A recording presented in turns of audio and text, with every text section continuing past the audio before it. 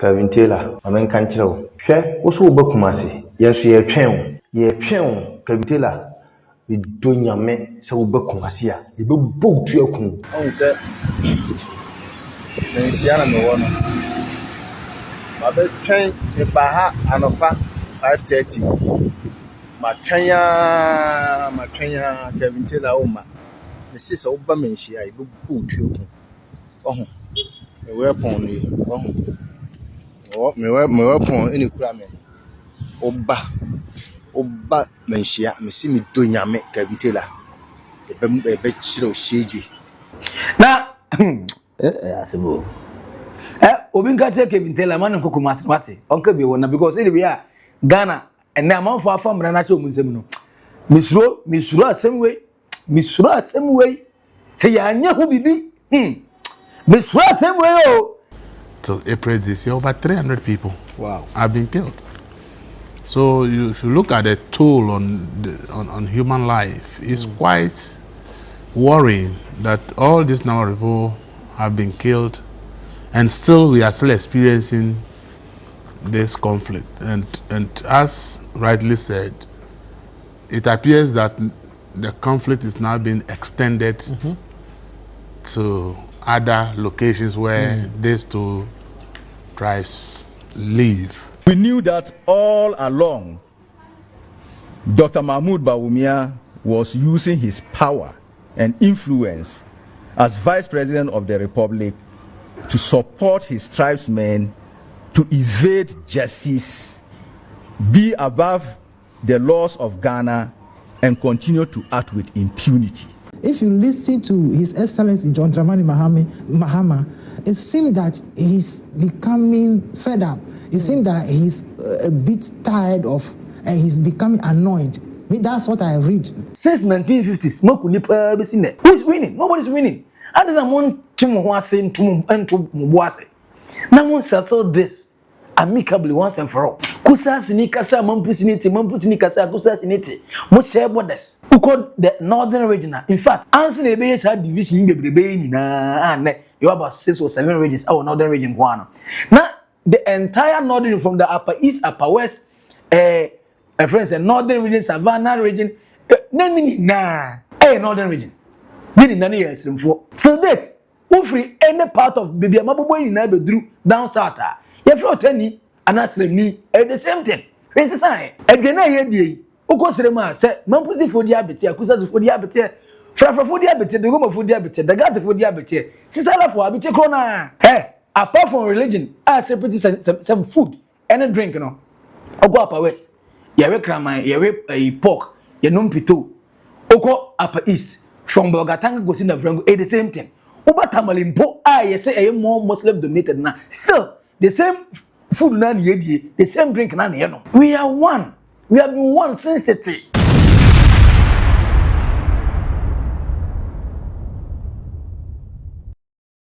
Hey, Ghana, Babanda.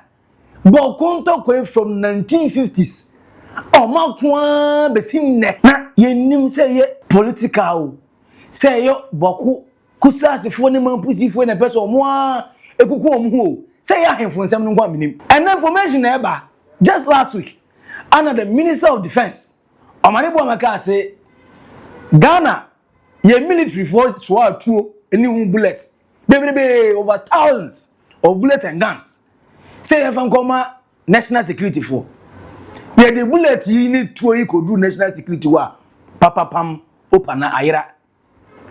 29 ira bullets no so ira. Na 219 bullets na 19. Eye den obi na afa. Minim den tie we the government accountability series na Minister of Defense e ka kire ye hu yenyan de here ne senka ba na nkia cheche amam for that because 6 to 7 months ana NDC anya na ban mu adenti na hwinsi ye now obebusa mi say adenti na we na me come first a kire wo ensem sisi ensem pi ana sisi tie Minister of Defense kon of us announce say tuo no ene aboba no ayira e free national security for mongo entuo so eni bullets no maya no omache amana kudi amanfo nsem na ye kan say obiara ena alert obi oba bi na wan say we say nipa no ne no we dey say enye normal akra ma obi hu say bi a onipa bi sa ehye baabi ye bi sa ana obi ede bibi akwakọ hye baabi se ne ye betumi abọ ye nyina ye ho ban na ye bọ ye nyina ho ban no na ne ye nso ye hwɛ ne sɛ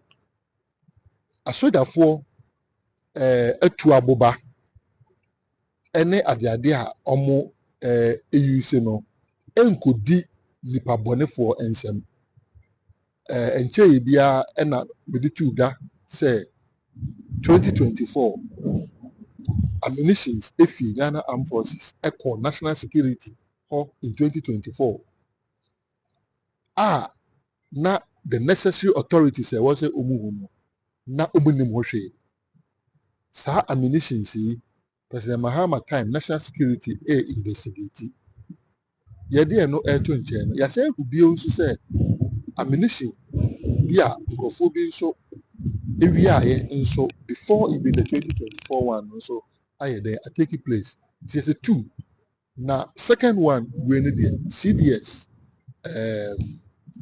wa institute investigation I know so say yɛhwehwɛ mu na ɛyɛ den a nea ebefiri mu aba no yɛbɛma Ghana fo nyinaa agu na sɛ ɛwɔ sɛ yɛtwe obi aso a yɛahwɛ sɛ nipa no so fi sɛ ammunitions start sɛ ɛnenam yɛman mu ase saa na deɛ na kyerɛ sɛ yɛman no ne yɛyɛ dɛ yɛsɛɛ no na owie na me se twobo ase monsa me fa me nkomachi me kai Kevin Taylor mre bi o make here some allegations bi e na kura anya na kura because wey e proof Kevin Taylor ka kire say Ghana ban at that time na nado dan kwa akufado oni Dr. Mahmoud Bawumia oma allow ma ene Bawku ntokwa na ekoso no mu ni movie na ebisa say adenti o say etuo ne bullet do ayira every national security forum no gas e ko he ye de command san krofuko ya say o mo fan kontokwa me say wataw aye possible sir ana entimi nye possible ma Ghana entimi nye possible Kevin Taylor waka na ya meche me contempt of ibia waka wase. The president of the republic has refused to speak on it because he is behind it. Nikurom ena ye kunipa. He has refused to speak on it. Ask yourself why. Oma obukuta tu obokono this government na weaponize omo. Adai. Awo. Say ayesa na tie de any assembly ya yehu. Go one. The Minister of Defense make claim say as it stands now. Yet won do na ira. Bullets bi ira. Tuosu ni bullets ko she independence ni sema nipa ni odikum. Already Kevin Taylor can send some years back. Now listen to another controversial comments via Cyberback. List of all, Nana Poku Kusi Oyendi Sinima Pobieni. Wa already said one of the presidential President Mahama appointees, Dr. Adam Bona, also named the entire security expert. Now, sa papa yi eye tuo to na watoa wonim kwanda ni na. Na ya sama na kwanza na go security expert or no expert be. Also oye vim or vim. Ni security we nya security a edan som. We ye firi som da pepa hom. Dr. Adam Bona a supply to any bullets at the Mabakufo. Yes, appointment now John Mahama aye no opeso obo man no. Adam Bona now on nam now so a doctor no school no no PhD no nya no he. This is a manner you born free UK for criminality. I will delve into it. Me who say me time ni swa. You musa question say Edin no kwaye wa secondary school. Six from Abreso in the 80s. Then okoye. Ni papa na na ye posini. Posini by a security expert. Oko security school wa he. Yeah, what security expert title. Yeah, media forces so mu duebu. Na matimi afra dan bona betan radio so TV so. Me list of krampo asebi krampo. Me hu soja kakra. Me yem from security expert. Obi a onu kura wuri tuo to wokura won timi nkire tuo ne bare na won timi nkire tuo se ne yetutu tuo ne yahye tuo onim ye so a security aspect obi a onu woka hu no supply tuo kom woko wo dey small arms and way amano he say you have legitimized his stock in trade. Now this is where the thing gets interesting. Why a naked truth our old boga trends me sure say was subscribe that the like it na say ma unyanya bi hwe na uya notification button no turn it on for comment into comment section na say there na office the actual problem of Bakunta Kwai.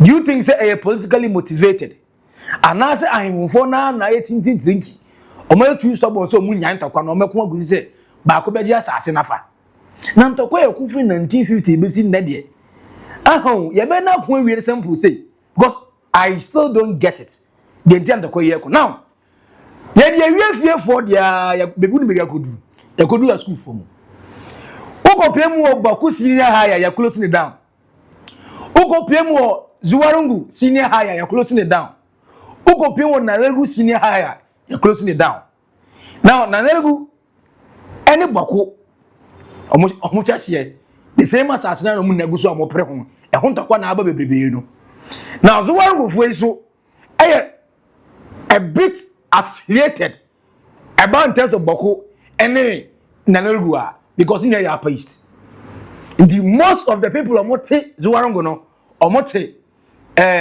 Kusasi kasa omote Mamprusi kasa eti frafra anagrisi the same man we have for now look it will surprise you to know say Oko Upper East just like Soba Asantehene and Nasoba a friend say down south here Fantini air can the Fantina say Asantehene can the tree omote say o kasa na de ese bebre na di say we can wait say na omo so de nete Kusasi ni kasa na Mamprusi ni gina obete Mamprusi ni kasa na Kusasi ni gina obete the same way omo kasa na frafra ni twem ote amane yi kasa ni so similar say enka ba na nga so don na yenim say nordness edo omo ho yese ntafo de omo nante mienu o kan ba ko waka mienu omo hye ntade a we hye we a person ni nua so chedi di me peme nua de ni di sa nneema ni nyina no we still don't get it identity santa kwani sisi ana atra fiefo na ni ye yesa wase pine Kusasi na ohene a oye community chief de ma Kusasi for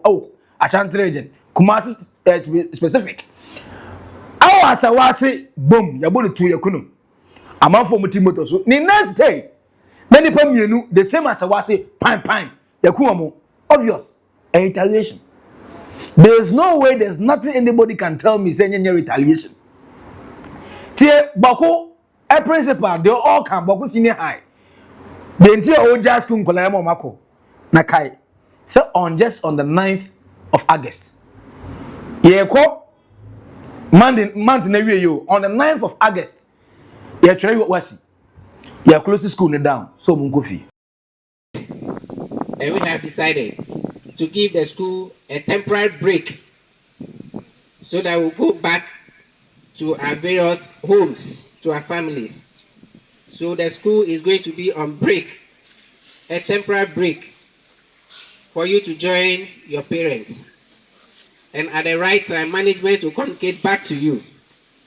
We are most concerned about the final year students who have just about a week to start their exams. When the break is given, we'll first and foremost call the final year students back. Then it will be followed with the Form 2s and then the Form 1s who are here. And I think that is the best decision for now. If all of us should return back to our parents, we can put their hearts and minds at rest. But if we continue to keep all of you here, the number of calls your parents will be calling to find out what is happening. We want to assure your parents that all of you are safe. And we'll make sure that we create a safe passage for all of you to get back home safely. Those who cannot go when the break is given, special arrangements will be made for you to remain with security provided for you as well. Thank you. Anya omunkwa na legusi na hai enkwala mienu after say Bawku case ni see wie na no mse twe kai we also retaliate. And no, the assumption is say eye Bawku for anekum obi wo Bawku senior higher then that person might be a Mamprusi ni akwala no di 19 years efe ye kotwe freedom dese and e shoot nuku no also na Nalegu aye Mamprusi from dominated area also you go dormitory e kotwe nipa mienu epie ye pampan and you come who check mathematics no ye Kusasi ni hene awasawase the next day ni akunipa mienu ye mass no mean say Mamprusi ni Mamprusi for me yakuni. And then Bawku senior high yakun obi. The next day na Neregu senior high yakuni pa minu kai. First senior high school issues that you can buy relating to this conflict. Started with Juarongo. All the cars will be massa. Ungofi na ndakwana etutwa amasaba. All because a chinye koso minim sa kwano ko bien na no kaka say Mamprusi for yeseo se Kusasi for yeseo minim de ye me a stab boy. Ya the second one say the violence in Ghanaians no adutwam ye pa ne ye freedom and justice ni na wan ayira e ba ne say ani ya allow mo tu ayira na ye hwe ha ni ni se Bawku for any a friend say Bawku Kusasi for ni Mamprusi for ko but an kan an hire as a mind. And we have people who are genuinely doing business with this. Or totuo no akoto amomo. You are man for me Kusasi for ni Mamprusi for. Instead of me sane better companies akosi ho. Na boys ne girls anya adwuma ye no. No, rather they will buy guns. Say omonye na omunkugu omo. Sometimes I ask myself this question. In the end, I know odo omo ana say otan omo. For one, some of them totuo no ba no. Me am krom midu. Our east here, the same thing. We have people who were supplying guns because two communities air contact. Omo edansi ho, omo emkwala ni ho, omo ma enko school ho, omo kura mun ka the last omo ko mukrom. But no to the call. Say mun fam kunipa. And the obetian say oh nipa na to man no also yakuno. Now I got the next person method to from am. Kokuni pa kro na oku say nipa no. And it will never stop. Violence. And stop that. Now, so I have no. And then I make a see. Taxi driver be said, Nyanko Ponkwa. Can a car any? I Robertson and Cabe Robin. Paki. Or can't tell who's a guy in some get one of one they share reverse. Once reverse, no reverse at your image. I don't want to keep going. I want to talk one. I want to make some power Now we came from so. Guys, Mosho the airport Charlie. You need online driver. The Andro Kushia, you know. Jenna on can I go 7 or say I would do me. Who free? We circle run of care. Munya very careful. Charlie, and there is young Jenna cow. Boba to Boba car, the windscreen now. Et who are police for our barrier? Ah, I'm a police for a more barrier and woman your map. Oh, some robber now. No, Mukita touch. One like robber, no, the police for robber, red, no, the away. Charlie, guys, see our strategy for no. You the goal North Canadian for that. I would do that side. I beg you, boy. Charlie, hey, serious boy, I'm here, Joe. Oh, yeah, so Bawku could be Kunavio. Where can be on? Charlie, come with your serious. Now you are the president of the land. Don't the money, Mama Kasimi. Or say a tour to do a conformity to me. And you may put a conform and Robertson. A more sophisticated guns and ammunitions than the police for Nukuta. Now the question is, how on earth and all of a sudden on a capital a seed money not to start a business but to buy a sophisticated gun? Meaning say penny bibi. Two years say I free military for budget budget the man military. Next yakoto huntu say yem fam moye ho ban. Tuo na ira miraculously. Nicodemously tuo na ira. Ama tuo na kodi amanfo nsem bullet akodi amanfo nsem. Enti enes omutisi kwan so omobokro no a. Omusa wo tuo ni bikura sa chen police ni na ono oba be stop kro no. How is it possible? Kevin Taylor bedru Ghana oso be kokumasi. Eni obeko akofa manhia. Abrantie yi make comment say hey ono otwen Kevin Taylor bedru obebo ntu aku no. Besi ne oye first video, oye second video ne. Me hu say IGP akasa kwinsi. Say yao, ampa Kevin Taylor pa. Me man warning wo fidie so say man nyam mistake nko. Engo huro bia na hwa ampa o meye no. So Ghana no say me esuro. O he ye no wanko ampa abrante na video ka den say Kevin Taylor ne okofa manhia twa manhia hia sa from 5:30 am. Ebesi anumre a o ye video say Kevin Taylor eye be ma omra kumasi obeshutu no kono. Kevin Taylor amen kan kyerɛw hwɛ wo so wo bakumase yenso yɛtwɛn Kevin Taylor do nyame sɛ wo bakumase a ebɛbɔ tu akun Kevin Taylor be sɛ wo so wo message ani na kumase na wo ba no wo di national security be 1000 na eba wo ba chia wo nana bɛyi otumfo na abɛkya me do nyame sɛ wo gbogbo ahimfie na ukɔ na otumfo anya wo hene opia me do nyame sɛ wo yɛbɛbɔ tu akun Kevin Taylor me do nyame sɛ wo so wo ba kumase a wo nsɛ nkɔ. And he said, "Oh, threat a man for threat. Bakunta kwe na nke kono bakunkwa o since 1950 na yenti say ya ba bedu any other region abeku obi because bakune Kusasi-Mamprusi from takwa ene ya try ya expand ya stretch abedu Ashanti region kuma say.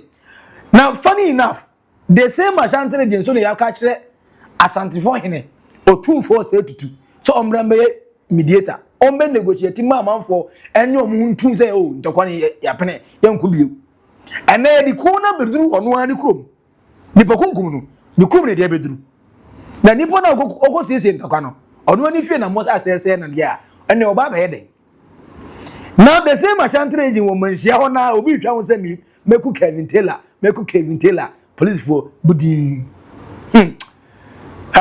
Arante what's Kevin Taylor why dey obi kuno on say mensiana no wono ma be twen e ba ha anopa 5:30 ma twenya Kevin Taylor o ma me sisa wo ba mensia e bu tuoku ohun e weapon ni ohun me weapon eni kura me oba mensia me si me do nyame Kevin Taylor e be chiro sheji si mensia nam me ba mensia me ba 5:30 ma be wanya me hu se wa ba ho ye twen kopim next week na sa wo back mensia dia we chiro shikiai na asebo obi nka take Kevin Taylor man nko kumasi wate onka bi wona because it be Ghana and na man for afam na che omunsem no misuro asem way say ya anya hu bibi misuro asem way o say ya anya hu bibi na ye de ye bakofo say adu kumasi bakofo bedu na adu akra bakofo we na adu sunyan bakofo we say na etre ahwe be hu because etuo ya ye still unaccounted for. Now news center editor Elvis Daku say they are who say assembly is serious. They are guys must be the assembly is serious. Yan for the serious. That IGP mua. Inspector General of Police onu mua. Ekodu boko. Na ye sha say to onu ane ka tuo pan. Sa don who say assembly deadly serious. The damage so far and I found that from November 2021 to April this year, over 300 people have been killed as a result of the Bawku. Yeah, over 300 people. November 2021, where the conflict escalated again till April this year, over 300 people have been killed. So if you look at the toll on human life, it's quite worrying that all these number of people have been killed and still we are still experiencing this conflict. And as rightly said, it appears that the conflict is now being extended to other locations where these two tribes live. I think sometimes we just have to say statistics. The day the IGP went there and his car was fired on, clearly was a signal that there's a challenge to the power of the state. And I think the peace enforcement should have started at that point. Because if people can have the courage to shoot at the vehicle of the IGP is a very dangerous signal. Yeah. And I'm wondering why we waited this while. I believe that if the security operatives actually look at what has happened, they may be thinking that maybe that was the right time to do something. Now, look at some conspiracy theory be a brand be a friend Iliasu. Ono de news story be opposed be a Bawku. Bakonto kwei. Ose oye jinem jihadist specialist. Ono de to the Boko Haram for Al-Shabaab for ISIS for ono we dedicating the time so obesunya to omo ase ye pa. Na wo se wodi kan ka kire omo aban mu se enkofo na sha se ewurawura mu oga na ha. Ba o kan bia se mpenifo no either so omunye serious anaso omo fo aso because omo disika bia firi bi. O se sa Bawku ntako ya do school mu. Ma bi ne say just normal Bawku Kusasi and Mamprusi for kontakwa. O mama ti ase se amanfo sha se ewuram. They want to use that chaos kakra na wo Bawku no to escalate things in Ghana here. Inti ya bi ne say oh this particular agenda Kusasi for ne Bawku fai Mamprusi for na ekon asase ho. O se Ghana ya solve ne solve ne tina ye doomsday enwani. Yen kom mabio because say ne Bawku kom ni wura Ghana ye ntimi sia no kwan. Na wa mai warning that say eba but you pay attention. Now way and mysteriously Ghana for better say complaints omutimi hu say man folk ta Ghana card. Ono wonti twi onti Hausa onti Dagbani onti Frafra onti Fanti onti Bono onti Ghana kasa Bawku sempo. O he na ni madu say say you na 1000 you for na pay as a we dey nchire ni good ha. Osi be hu omo bank kasa na omunte kasa bia so be iska. Obehu omo hospitals omunte kasa bia so obeja yaresa. Na omukuta Ghana card. Ghana card no mutan so enye de dey ma foreigners ni bi o. De dey ma Ghana for no bi. And the question mark you must say ebusa say the abran say kai mathematics here or 1 + 1 na ye hu say ye 2 say ye 3. Anu na ha say be ya na. Because if among for say at any Ghana card, what is the motive? Now way ana NI director ya say oh dey yentwe boase o me investigate each way tempa hu ye omo na mo no say ye hu bibi sa ye yi police force to na say or the number so aka ho say ye friend number no the screen so hen ye friend sa number no ye mo so nti say amanfo acha say bi wura bebi say ye hu omo ye mu Ghana card because Ghana card na mo me say na me say hen what to Ghana card na be ho ban ye mo ati asese a wo ne foreigners wura man who concern Ghana card on pese amanfo baby enye no na problem no tom ye problem ni say with or without the Ghana card mu ja o mo fa borders no so ba be wuram si akrom asema ba.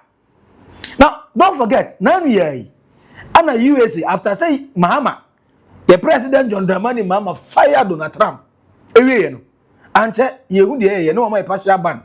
The second one, no abre amo ka say ye fa enko patrol ye borders your friend say Burkina Faso obi anim Bawku any Burkina Faso border no ombo share.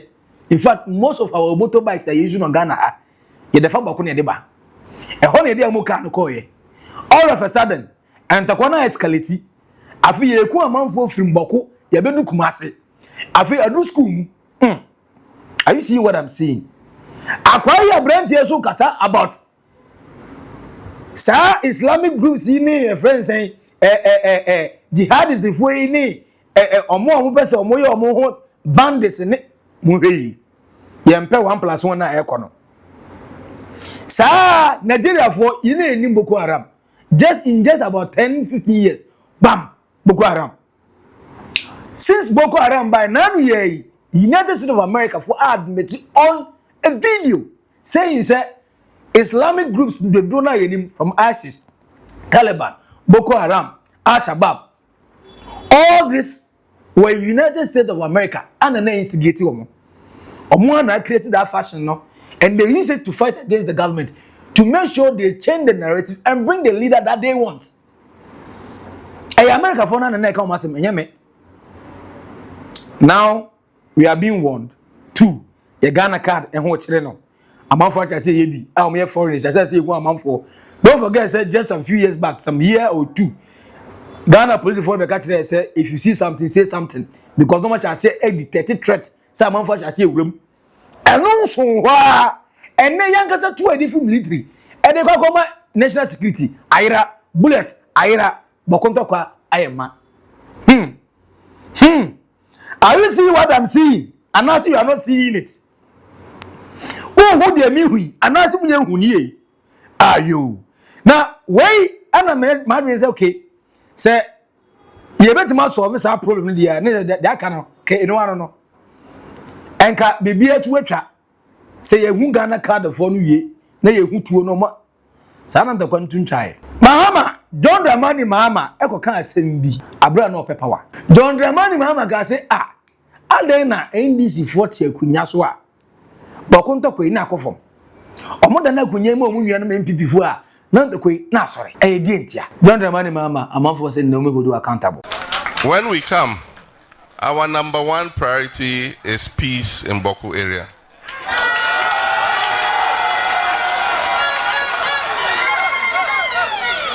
If you look at the history, you'll find that anytime NDC is in government, there is peace in Bawku and surrounding areas.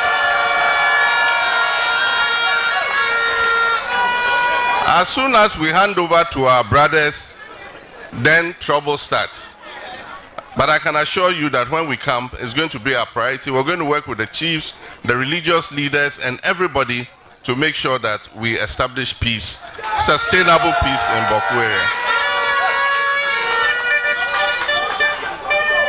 Chief, when he was talking, spoke about the many development projects that we did when we were in government. There were many more that we were working on, but did not finish before we left. I told the gathering at Burkina Faso Palace that we are doing an inventory of all abandoned projects, because our policy is that when we come, we all know the state in which the economy is. There is economic crisis. Now, Richard Kumado, our security consultant, and I was I said 2 years, yes, I read a year, baby Mahama. You perceive a retrieve a bit more retrieve, and once a Bawku, you could do what? Curfew, I can't national demi, young sort to the phone police for me, go. You do yes, at your beer them. 2 beer will be a yin through.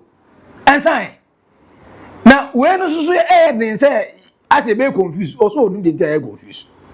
Or nim the entire Ghana for confused, the quasi ya or see young close woman answer them. Yes, set your beer them. 2 beer will be a yin.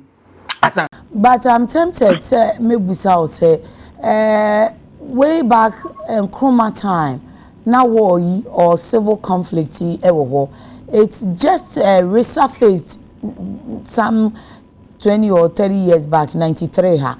And say a politician, it means that even CPP UGCC time now politicians and they fund this conflict and no more beneficiaries. Definitely, they are the ones. They go and say things they are not supposed to say. They will support things they are not supposed to support.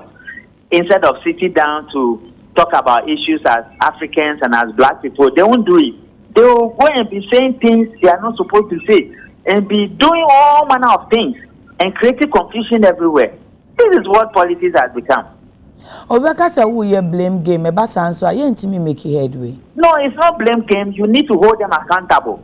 Okay. A politician commits a crime, and when they are arrested, they fall sick. They are the only ones when they commit crime and you arrest them, they fall sick. Look at the fraud politicians have committed in this country.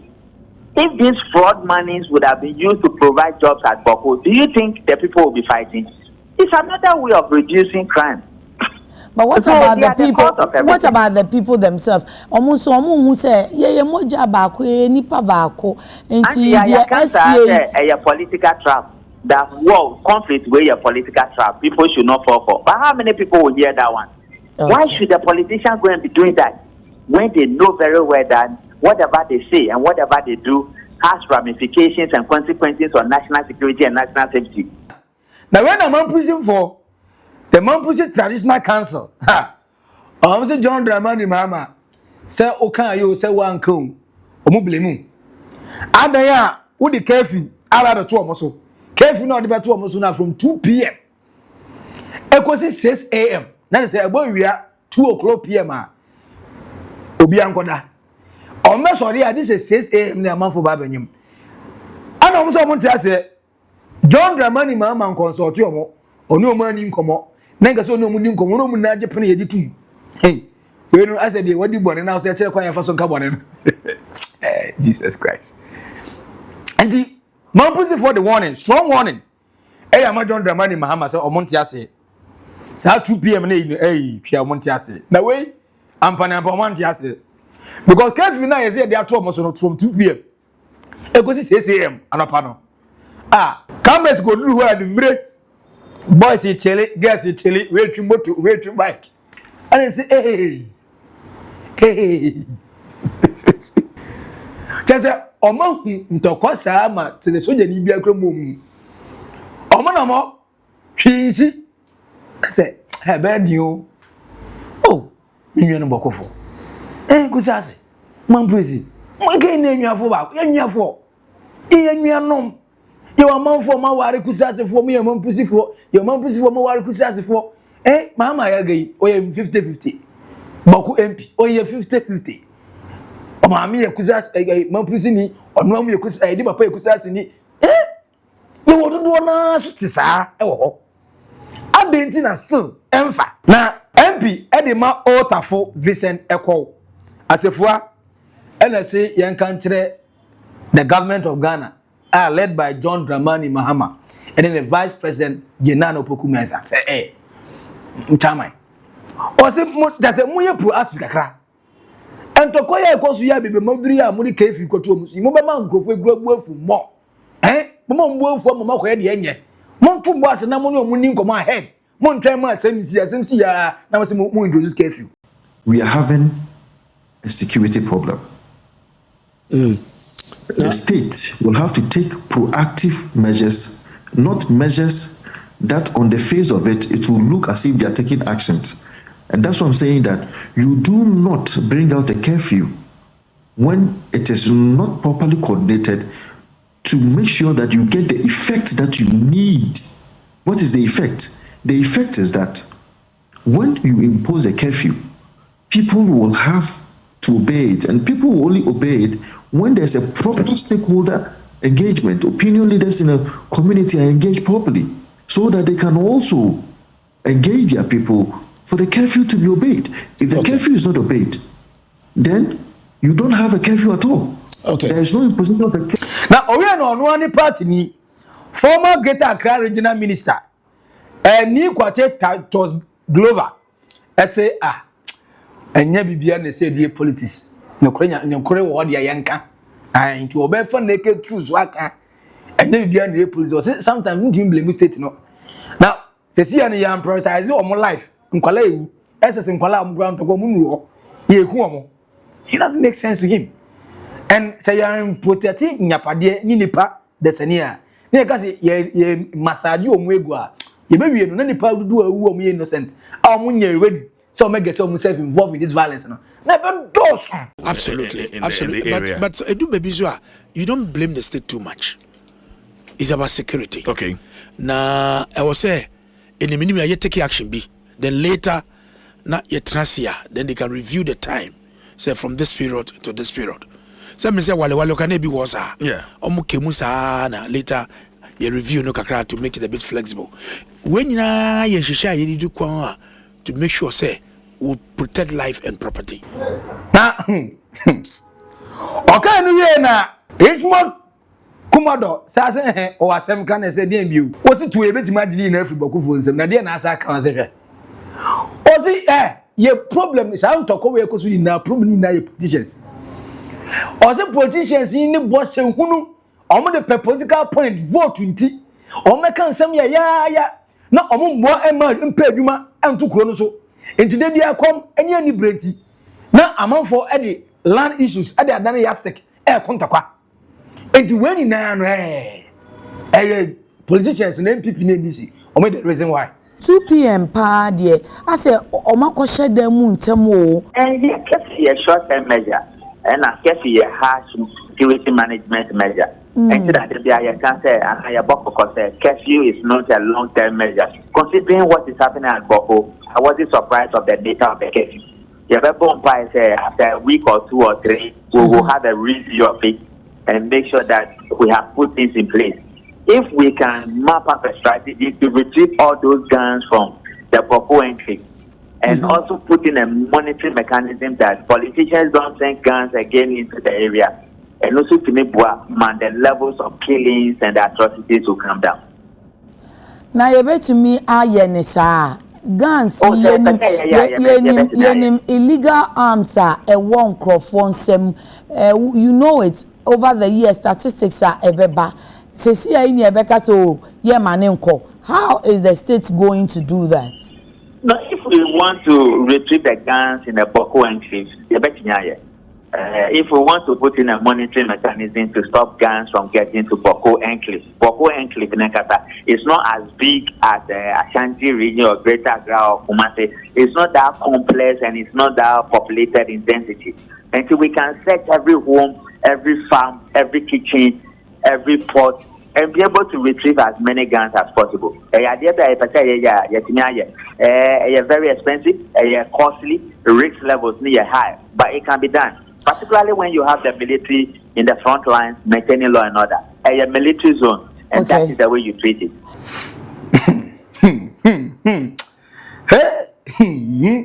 Ampanyampo oka politicians asem. Where's the NDC ni or see and country NPP before no say o match on plan ni na me say dem plan say o say plan we ni na no NPP before be so o take advantage. No o campaign with that unrest ni chaos na cause so boko no. Anya NDC ba ye boko nta kwa na escalate NDC ba ye nta o so mpe so o use na wi. Enti the NDC for NPP before be start say bia no o kan me enti o mo ye mfi o mo. Yanka se enti obia because Bokonta kwane de eyedan the NDC government will make sure so mess of. I'm saying na no too for ekodi nkoma man kan komodi didie no. Eku akire anka eya fa nsa. To say ye kunkosi ase na awo asawase kumase. Anye anka baby edrinka gangomo ya so we bia kura bi.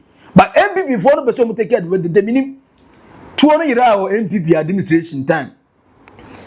NDC Minister of Defense and announced here Kevin Taylor the can catch by antie and then NDC ni blame MPP for say omu isu insecurity and they are winning 2028 election and that's how person me no na kai say proud to 2024 election Kusasi Kusasi me the can Mamprusi for the HRO so omu blame John Dramani Mahama so count and to corner escalate Kusasi for proud to the election 2024.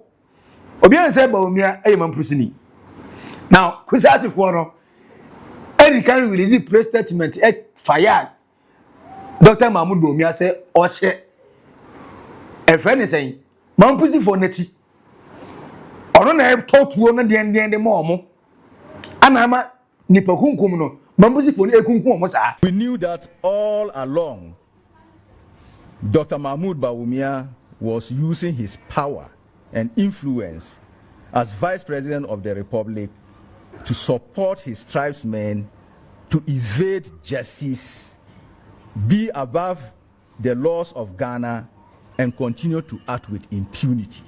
As soon as Dr. Bawumia was elected as flag bearer of the New Patriotic Party and subsequently became the leader of the ruling party, we know that the worst forms of impunity in relation to the Bawku crisis by the Mamprusis was yet to unfold. Sadly, but true to our premonition, we are seeing how power can be abused to foster injustice and impunity. The overlord announced suspension of all NPP activities in the Kusau traditional area, urging citizens to disassociate themselves from the NPP and Dr. Bawumia, while declaring Seydou Abakre as a criminal and fugitive with the Kusau kingdom, vowing to hunt him down. Additionally, traditional boundaries and administrative districts were closed to Mamprusis until further notice. We call on all our people who are members of the NPP in all the 6 constituencies of Kusau to suspend all political activities. We also urge all our people in the 6 constituencies to distance themselves from all activities relating to Dr. Bawumia and his political activities until further notice. And the positions when you must have as a montom. Obianim. Previously, na Mamprusi for a 12 Okrama NDC, Kusasi for Tuma NDC. Now, politics was the only thing that united them. Then all of a sudden, after the emergence of Dr. Mahmoud Bawumia, I was saying Mamprusi, obvious. Say, Ometwa Mamukromuni, without any support of arms, BNE. But still, a man for Omunim, Omotin, and Omunim Cherry Modro. Because for me, I think that Mamprusi near whom Mamprusi is over president and Gongo to Mine. Because the Kusasi Nikrebe stands over president, our NPP, and very certain Kusasi for Kametamano. But no, they are blaming Dr. Mahmoud Bawumia. The currently Kusasi for us SA blaming John Dramani Mahama. According to the Kusasi youth, and our ratio of Babesian or Muslim so make up for no, and a member in Bonachidom, and I say John Dramani Mahama. But shall show me who you are feeling. No more expecting something bigger, something more. But Oba has a way you win. One must soldier for shall say to Tutu, Ekuguaman for Basabasa Kunkola. Or say soldier for now, don't buy no minimum Mamprusi for no way in bed. Mamprusi for now, Mamuka credit, and to Omokono do Matron Protetiomo, but a book is for an etromabo. Amontias here, Emfa. The only thing I bet money peace at the Abbas CCA. Soldier for the Omba in Nasomina, Favobra. Now, Obian Fanis here. Mamprusi for Moshi, and yes, I won't change that. No amount of military, no amount of curfew can bring peace to Bawku unless that issue is addressed. You are right. We were all excited when the president came to Bawku after 1 week of his inauguration. We were very happy. We were celebrating it. But it was all PR. The president is not sincere. He's either not sincere or they are just incompetent. The president is playing on the intelligence of the people. That is why people are angry on the ground. You came to Bawku and says that what has happened? Nothing. Not a single policy has changed. On Bawku, nothing. He's continued the same old disabled. This is my... Look, in 2022, I told the then Defense Minister Nitiwo that this conflict is going to spread. If they don't take time, the conflict will spread. And Nitiwo looked at me and just walked away. They did nothing. We are on the ground. We are picking the signals. We are telling the authorities what to do, what can happen, and they are not listening. Look at this Asawasi. Look at the attacks in Accra, attacks in many other places, in Bolga. It's happening. It's spreading to Nalerugu, to Walawale. It is spreading. And if this government doesn't take time, they are going to be, the Bawku will embarrass this government, and they will have to explain to Ghanaians why they've allowed this thing to fester and to spread to the rest of the country.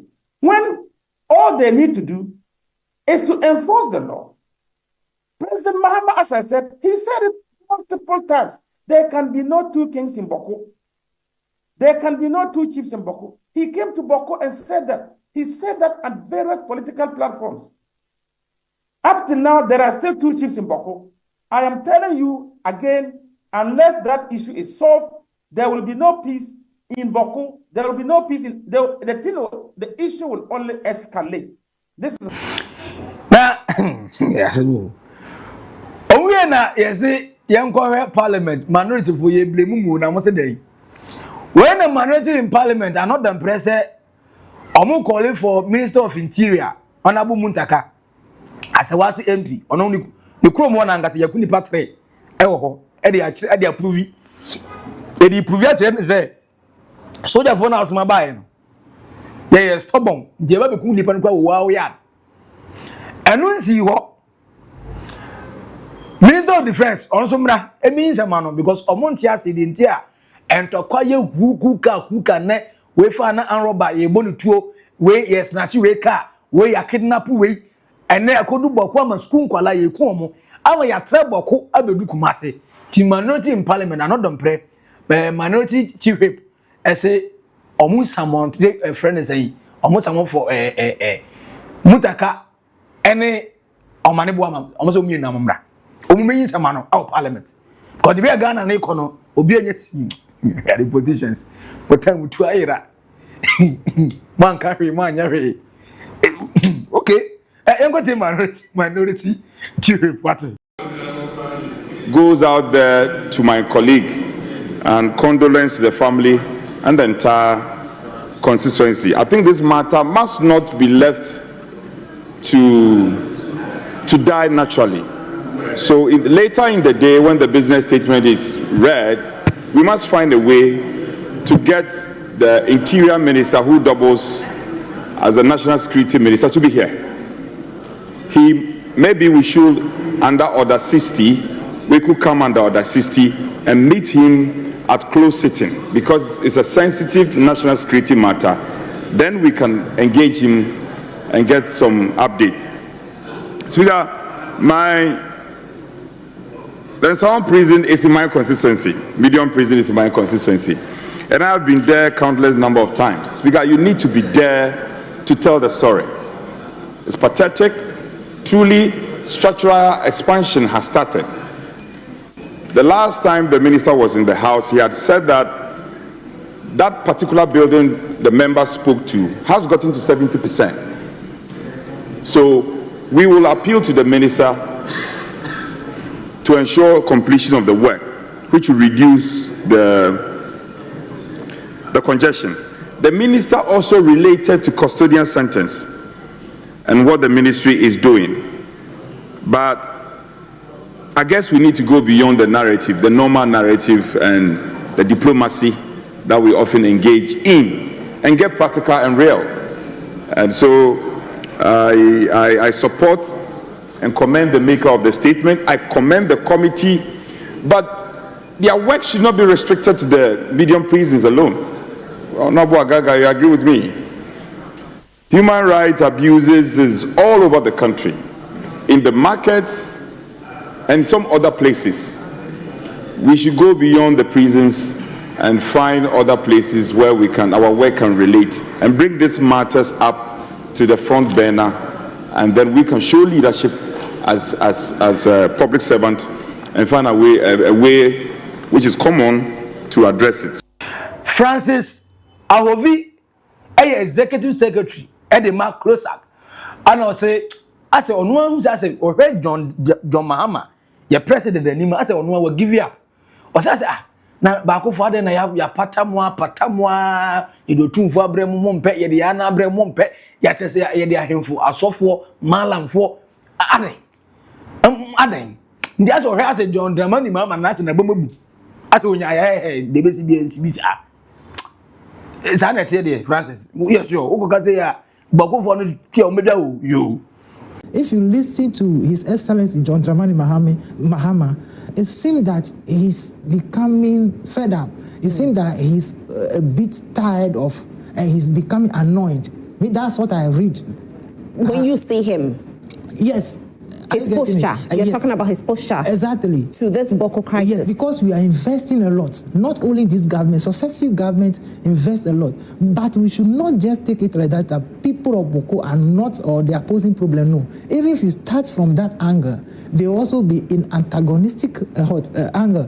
So we need... Have you presented your 8 points to government? Not really. But I did it on so many media.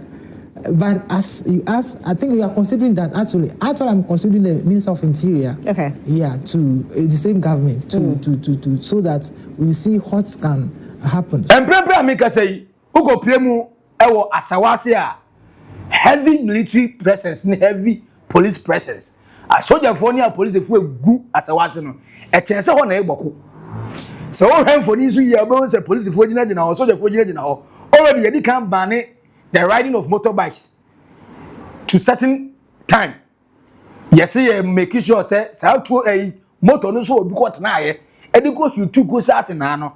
You be solve that situation no. Yes, I could nipa mmienu as account I 3.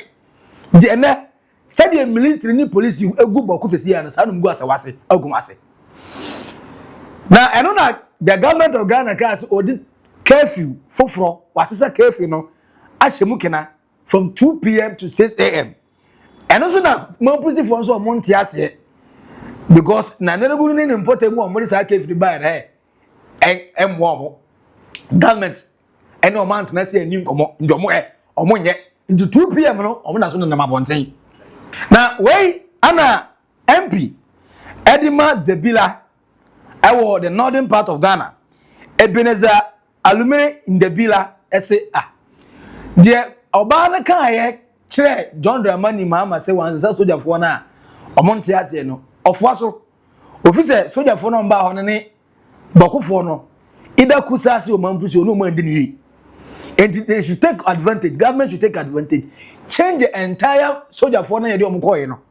They have for different ones, so they be a bit different faces with different ideologies and principles.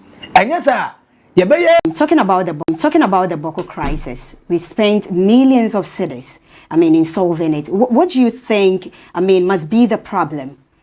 What is the real problem? What is causing this crisis not to come to a halt at all? The problem of Bawku is chieftaincy issue. And really, there's not actually chieftaincy issue. What is happening is that we cannot have two chiefs in one area. There's only one chief in the Bawku area now. We have the Zuguran, Naba Asigiri, Abugaraga Azoka II. He is the chief of the area. Unfortunately, we have people who settled and now get settled in the area and now try to say they want to claim ownership of the area. And that is the main challenge. That's the main problem we've been having over these years.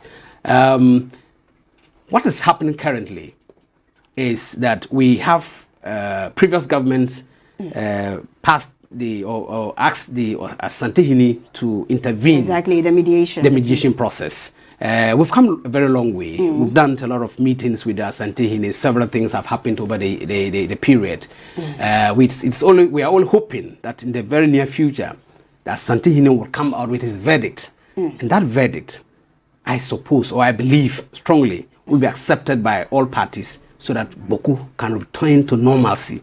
Bawku used to be a very big business hub area, People go to Bawku for all kinds of businesses. It used to be a very booming area until some few years back when there was a resurgence of the crisis.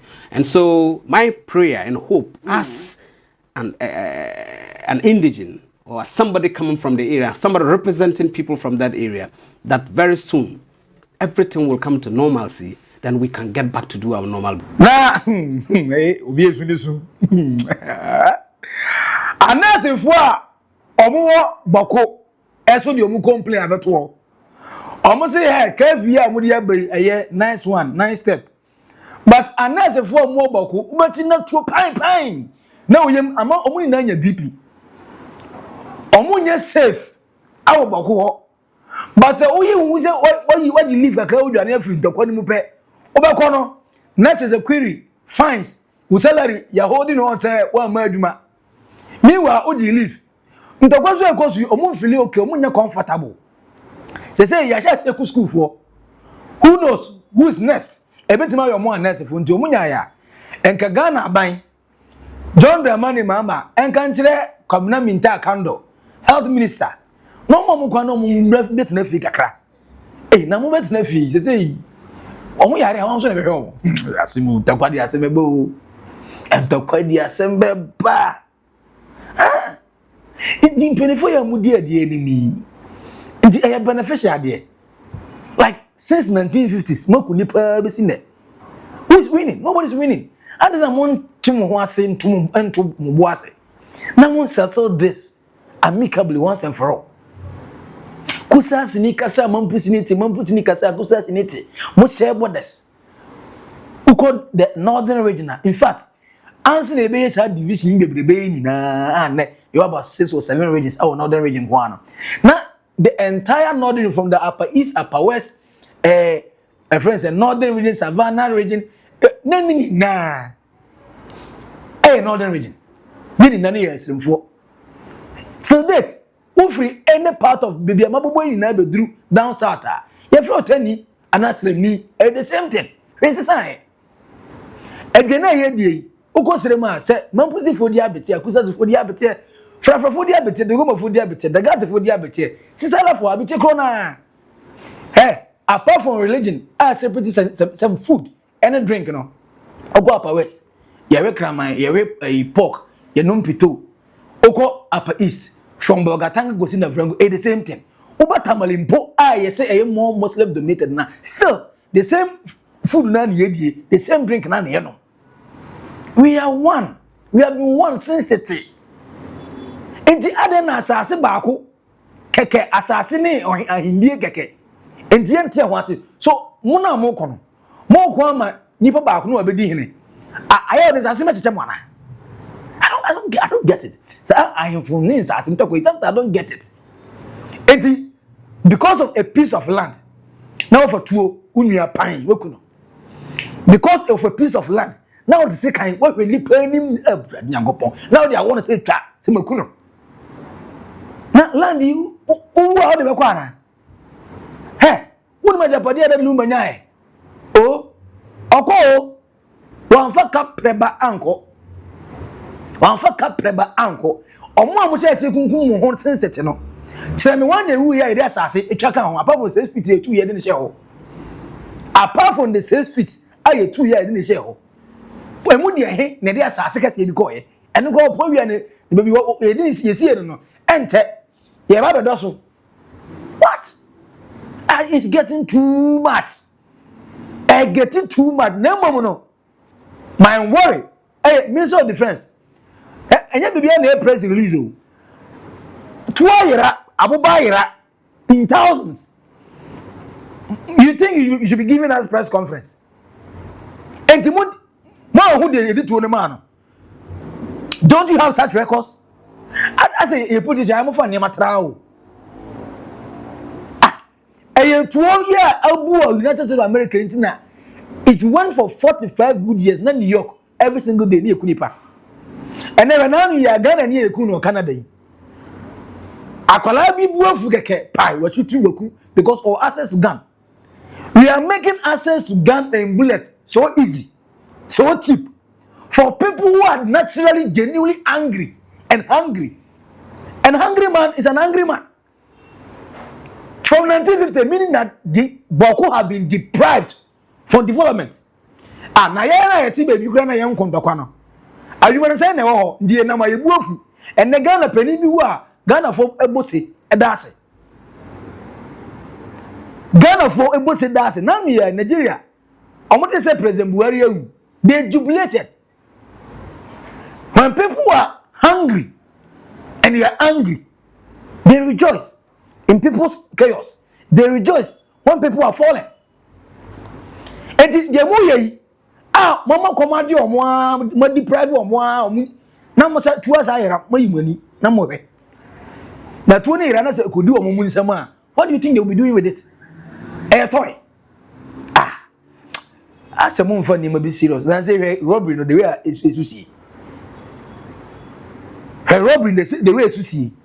Just yesterday, our Accra mall, a China mall, our 2 workers kontakwa pa Bawku fa se kan pa wa kokuno. And the very moment Bawku besi mienu besi na hwe papa bi entesi no ona na say ya bie floodgate no obi a chine bi. We are sitting down here talking about the economy prices so te fuel so te so te o na ntakwani si yeni na mesa skyrocket o.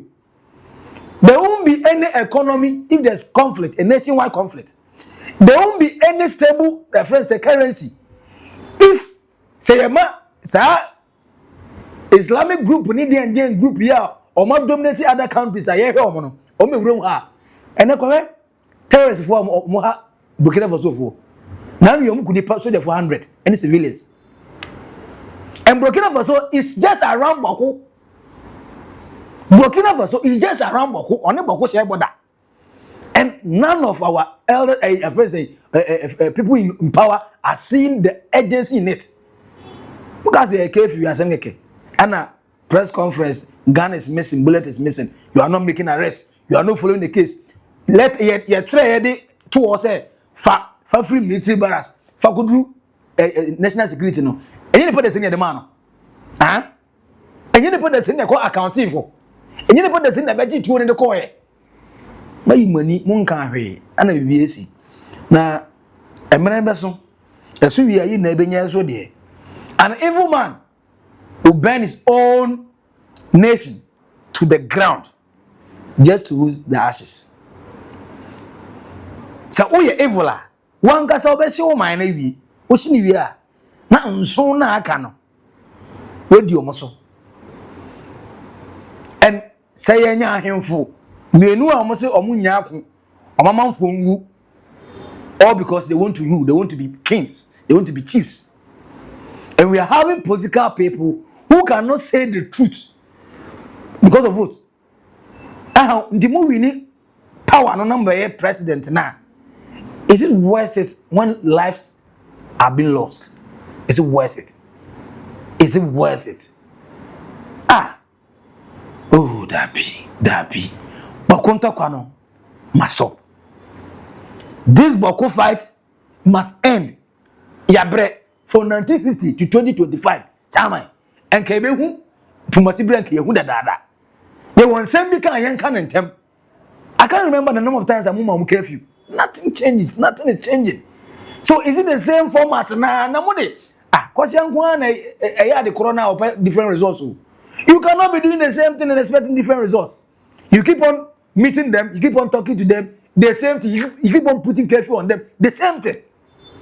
And you won't take a different approach. I must have to pay once and for all. Yeah, and then. And I also don't know why they be an O2 force 82 Mpana Gofre. Who go pay more the northern regional. The most powerful chief our Asantehene, according to history I was told. Kanjaga for him, Asantehene, on almost a powerful power. When you call O2 force 82, Fred, Sam, Pennyful Bizukan, they understand them, they understand their language. And the Northerners have certain respect in the more authorities. I remember very well. O2 force 82 got survey, Yana Tamilfo issue. At some point, all Kasana him from get one and I say, Esukasa. You have to shout at them, say, Nakayana Netian Kamumuno. I don't know, Metia move for Busabu Kronamame. So, this is the kind of stress Modi Papanutum. Yes, he's respected. Here, Okono what? Not, a lot of them don't know him like that too. Say that more perceive, and yet, don't know him how. But when he arrives, they will see that a prominent king have arrived. I then won't find him for Nibi. I'm so powerful in the north. And come. Yana, after say, O2 for Boa survey, or which you and then they having one king, they're okay. I then I'm involving these people. Yes, then go before them and put it for our ties. So maybe you might be thinking, say, be or make a Caribbean, the amount for. But if indeed, yet make our mom the army the gumba for Amuyan to Momujan Taquano, as sort of issues, as I say, the beer chuncha. The gumba for the gumba for your issue is solved. So if you want me, FM, as of here, they are the best people to tell the story. I'm going to name the real war at the private one. Mumfas hard level, no cap. MY. Atemudano ebeba na ye bawie bakunta kwano escalation galore baby atu tuo beduru no amanfo si tuo bi ayiraye amanfo bi ne mu bi enne yese Mahama appointee kra no he Dr. Adam bona umso ni mu bi otonton tuo ni bi enis niani na LLed yese tuo ni bi so yiraye and another danko akufo ado ne Minister of Defense and Interior Minister questions and answers ebebu Ghana from Motineko. Way a naked truth or boga trends. Me naked truth near fa o dear at the comment section I say Bawku enter kwano dene ediba ye adentina yakon from 1950 sabes in there nyanku wiye. Political parties no do you think omo involvement affecting the negatively and as omit me issue omo influence achieve a positive results. For comment to comment section as subscribe like it na share mo nua enya bi hwe Edino Maxi Billion Macro. Bye bye.